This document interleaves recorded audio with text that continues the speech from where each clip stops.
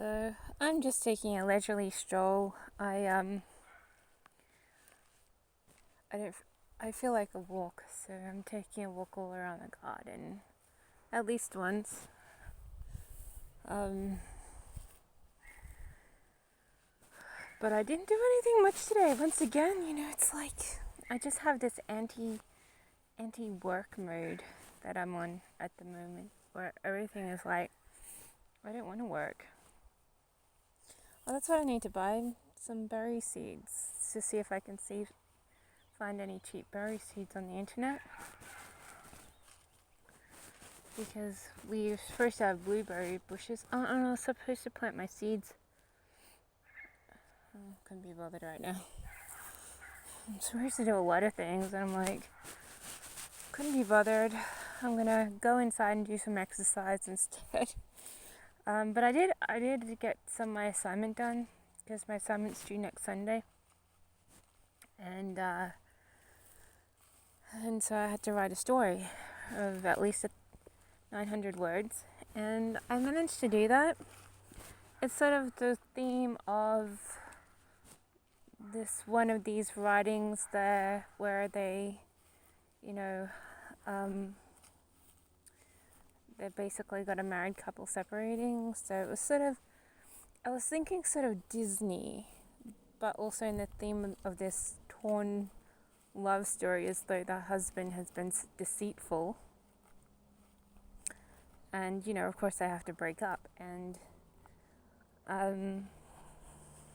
it's a twisted story. I mean, I don't always do just stories. I sometimes do like twisted stories where you don't expect whatever is going to happen, and literally you don't expect it, because I'm just making it up as I go along, because I'm like, oh, it could be safe and lovey-dovey, but then you realize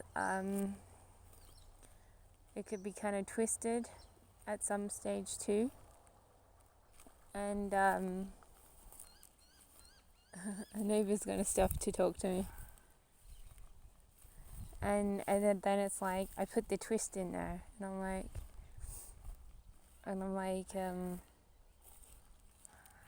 I thought they were going to stop and talk to me, but they went on. I'm not going anywhere. Anyway, so I put this twist in it, and it's pretty dramatic. I mean, you think of The Curse of Snow White. It's sort of themed in a similar tone, where it's like all twisted and you don't expect it, and it's not anything like a Disney story. But I still had that theme of passionate love in there. So,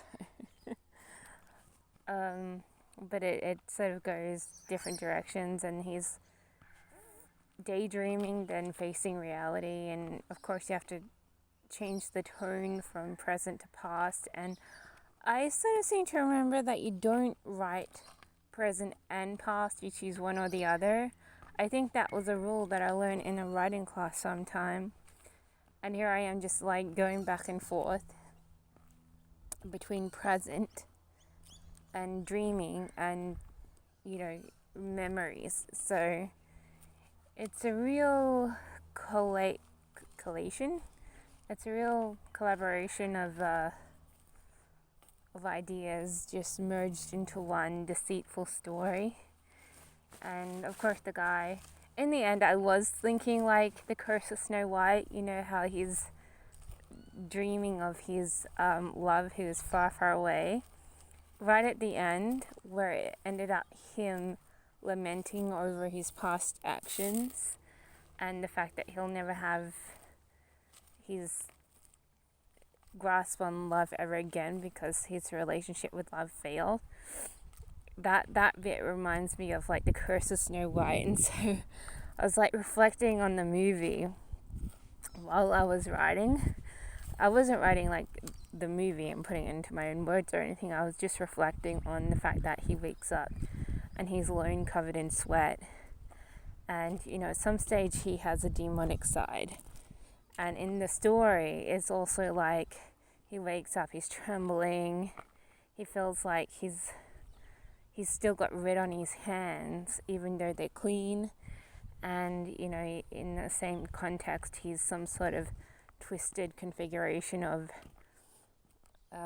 has a monster inside waiting to want to break out. So, and I was like, for me it's exciting, but for a reader they'll probably think this is some twisted stuff. I don't know if I'll give this an A or a B or anything. So it might be a little bit too unfocused to be appreciated, I think, because it does go from dreams to reality to memory to reality, and this concave of doubt or depression.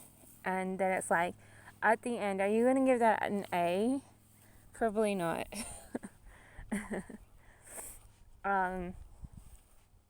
But it's fun to write. I mean, I don't know what to write to give yourself an A. I mean, some other people are writing stories with swear words. And, true enough, action themed. This is not action as opposed to reaction and feelings. There's not that much action in it. It's just a lot of emotion spilling, really. And but I think it's a pretty good story.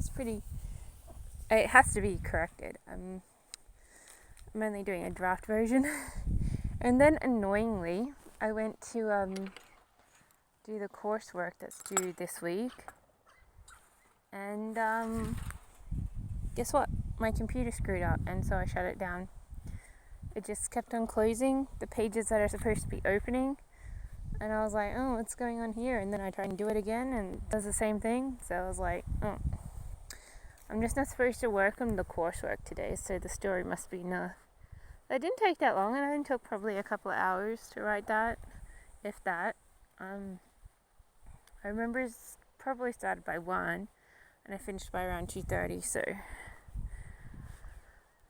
And then I said, oh, let's see what's in the kitchen for lunch. And I found this avocado. I put it on a place where I wouldn't overlook it. I opened it, and I could still use the avocado, but it wasn't the most desirable. I like them soft but more green. This one was sort of varied colors and textures. So it's like, yeah, I had a little bit of bruising, but it wasn't dark bruising. It was just kind of grey instead of black. So I mashed up whatever I salvaged and ate it with chips. It was a little disgusting, but it was okay. It was still edible.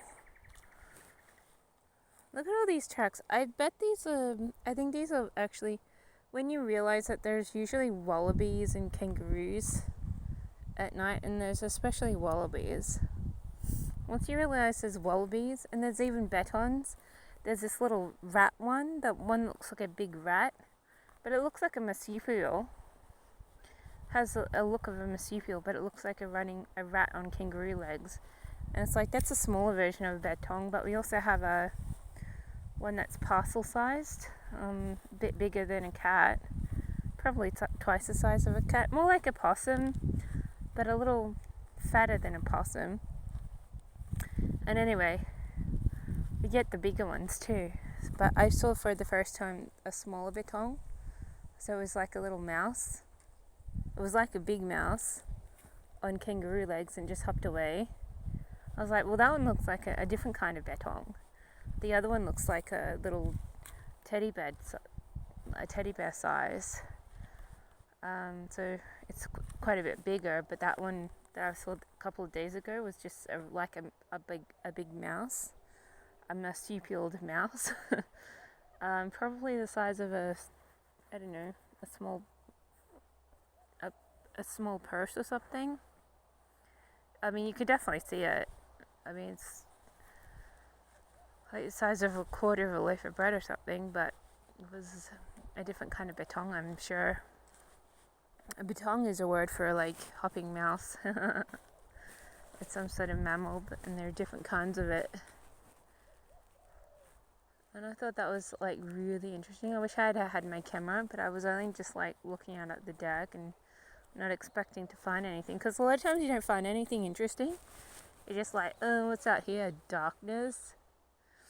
But a couple of nights ago I did see that, and I saw a midget version of a wallaby. So, I mean, it was medium size. It was probably around knee height, thigh height.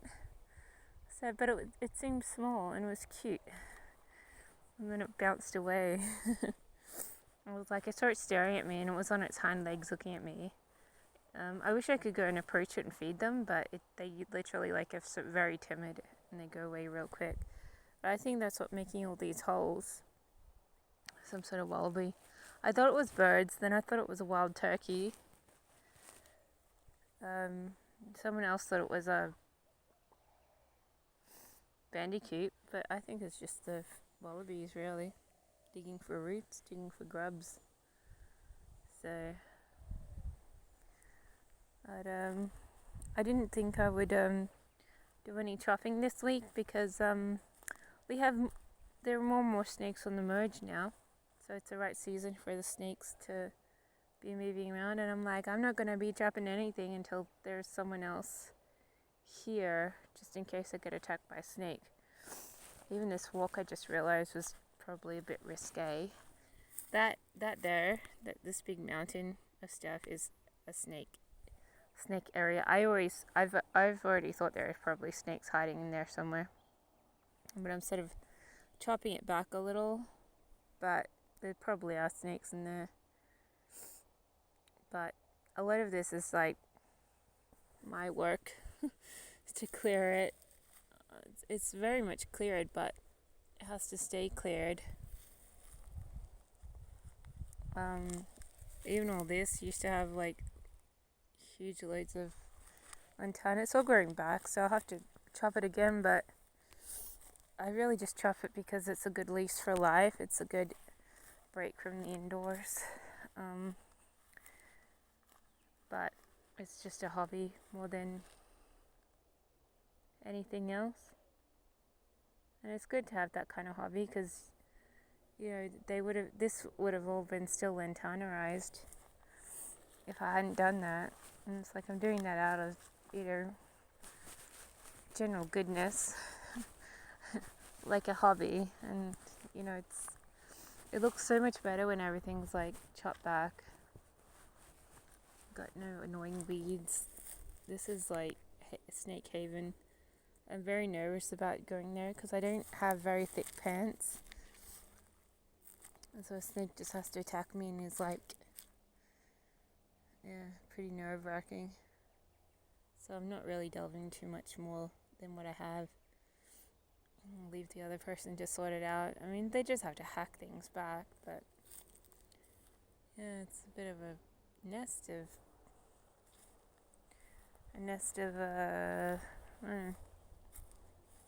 debris, whatever you call it. This is all overgrown though. It's probably Snake Haven. Before we went over own this property, I've trodden long grass and the snake just comes out of nowhere. So it just really needs to be cut.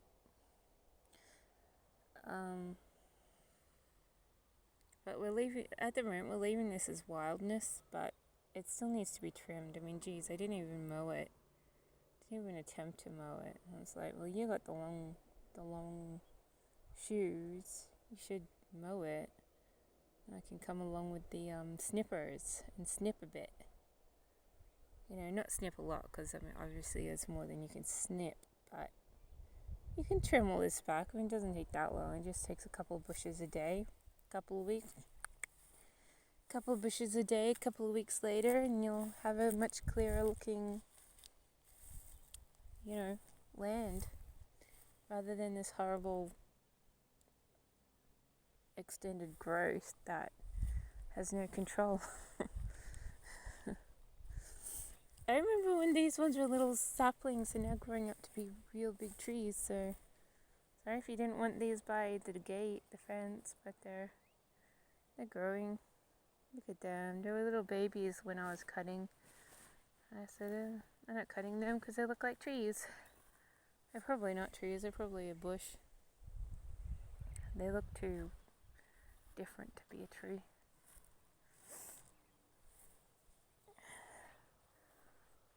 I do enjoy walking around.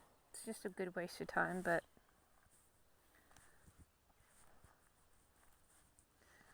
you just have to watch your step, because we've had more and more snakes lately than we ever had last winter, or last spring, even last summer even. I was like, it must just be the perfect weather conditions to make a snake go, oh, I want to move. It's when snakes start moving.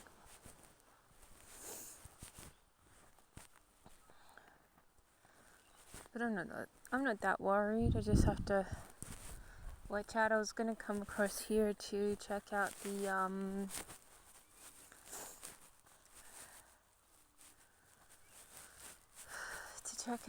vine. I got a passion for the vine. Oh my gosh. There it is. I'm glad I didn't chop it.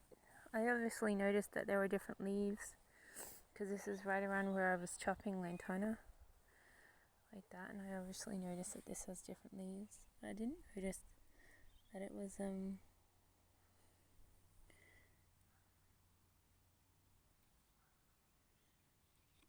know what that is doing? I didn't notice that it was actually passion fruit vine. There's a stick or something. A leaf.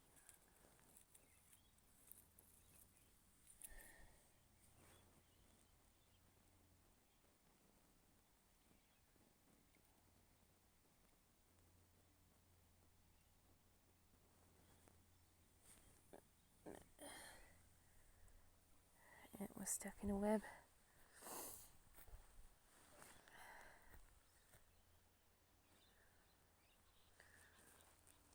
Yeah, I don't know my trees that well. I wish I did, but there, I learnt what a passion fruit vine looks like. Otherwise, I usually have to figure things out from scratch.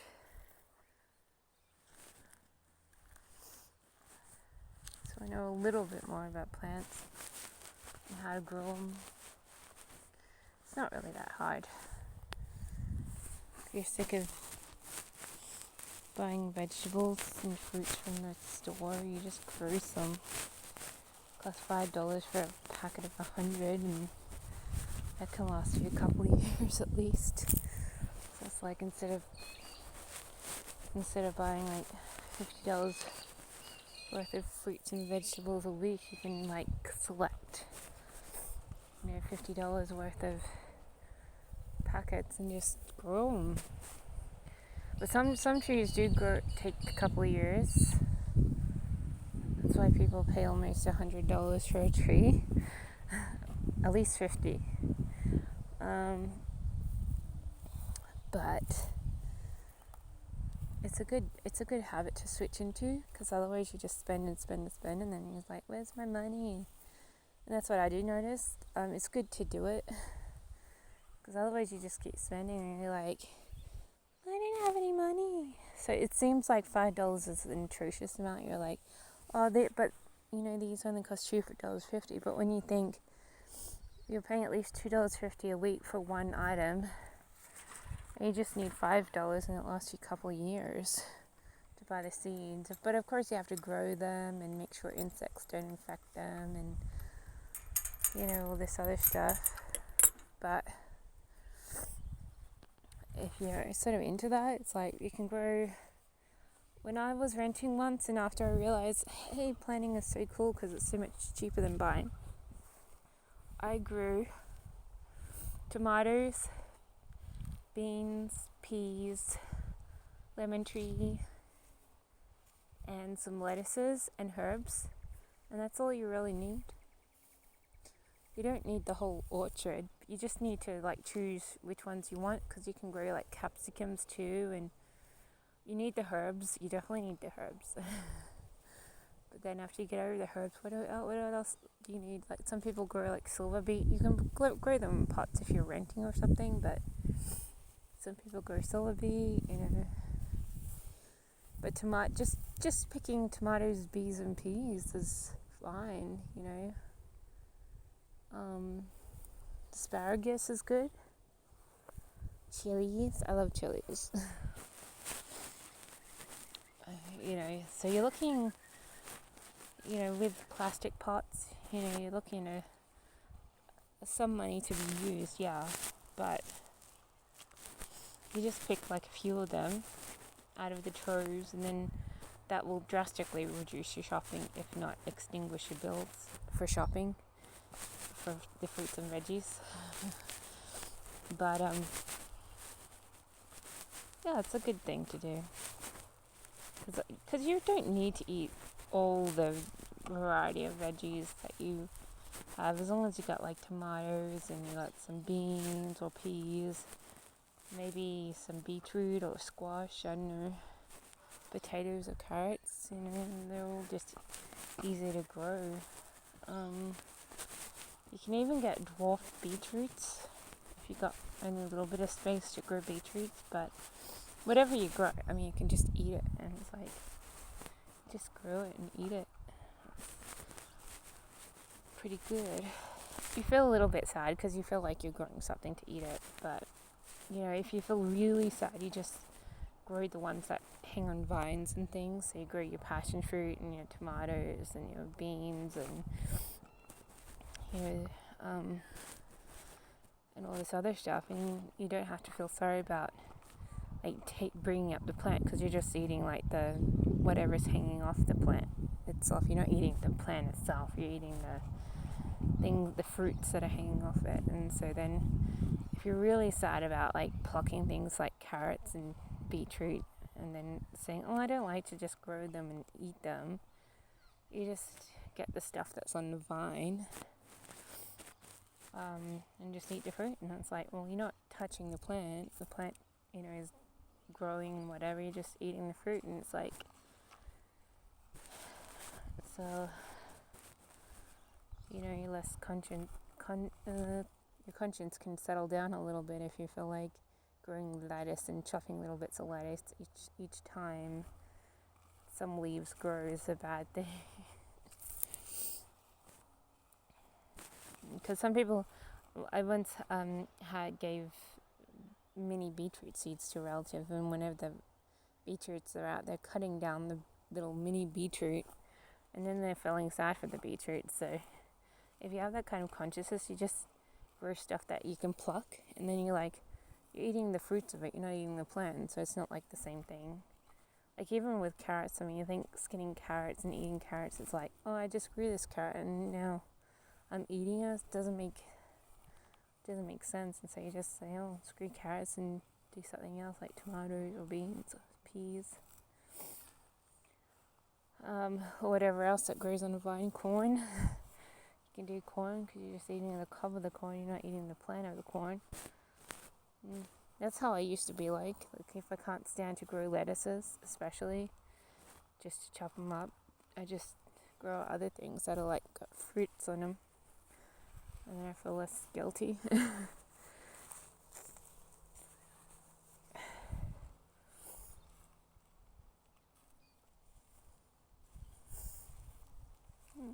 I just saw something that looks like a little mini dog, but I'm pretty sure it was a bird.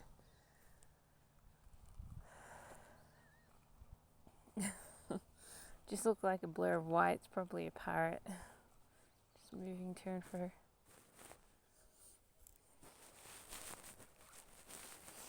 Yeah, I gotta get out inside and do some exercise, I think. I'm trying to stretch more and massage more. I only massage myself once in a while, but I should do it more because I've still got aches and pains everywhere, and I'm trying to stretch more because I feel like my whole entire body is like brittle. I should be eating like collagen too, just in case. Like not eating meat is not giving me enough collagen for, I don't know, collagen's good for bone flexibility or something, I don't know. Look at all this, potholed completely. Something's digging around. I'm so glad this plant ended up growing because I put its roots on the side instead of underneath, and so it has to sort itself out. And that one over there, I thought it was not buried well enough, but it seems to be a little bit alert. I think in time all these plants will be better, but all this lantana's got to be chopped. Look at that. It's just growing too much. I'm not going to chop it today, but I'll chop it probably sometime. It needs to be back down because it's growing too much. I'm not going to touch it until someone else is here because it's like, it's really like snakes. There's probably snakes everywhere in this.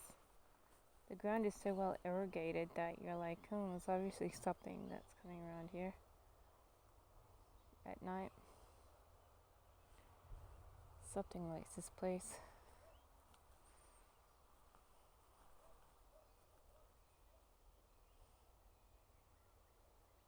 Although lantana is too well grown, needs to be chopped.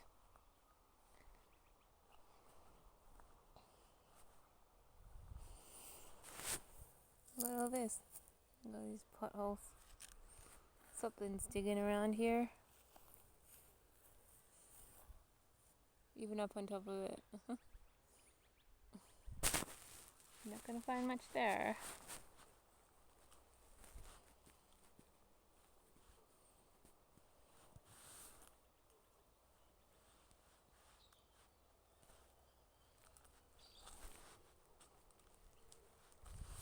Look at that over there. Ridiculous. It's ridiculous how many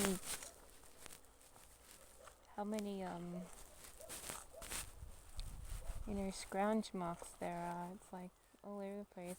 But that bit hasn't been touched, and that's where I believe I buried the was it there or over there that I buried the possum? It was somewhere. It might have been over there with the looks like it's been covered over. Poor little thing. I feel bad when things die.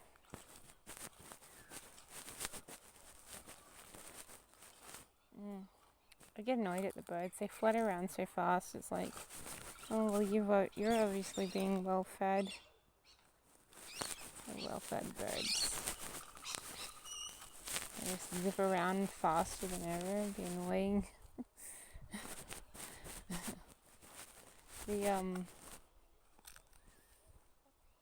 The pigeons are the most annoying because they make a little sound when they fly. You're like going, I'm getting sick of the pigeon sound, but it's okay. I just ignore the outdoors most of the time. Well, you two are happy. You got another couple of hours to go.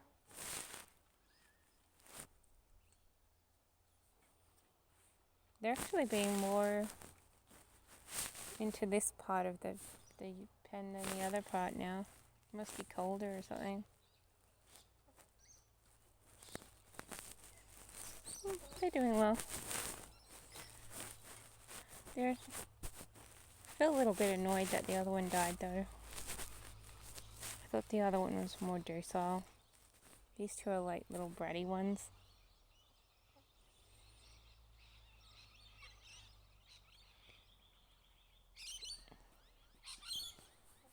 I mean, it's not bad that they're alive, it's just that I just feel like the other one had a presence, and without them here, it's like, I feel like something's missing. It's the other one that was the quieter one. I was like, oh, it's so sad that it died.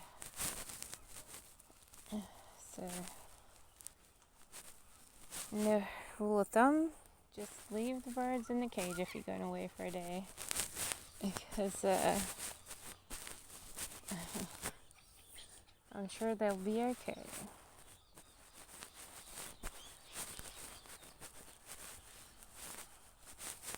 I mean, you don't know if they'll be okay, but I would rather leave them in the cage than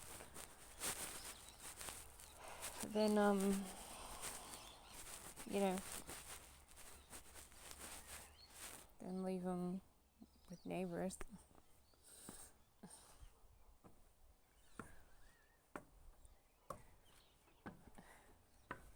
Because, if they had been left in the cage, we would have 3 still.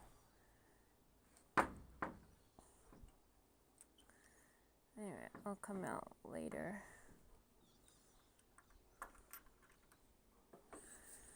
I gotta go and do some exercise.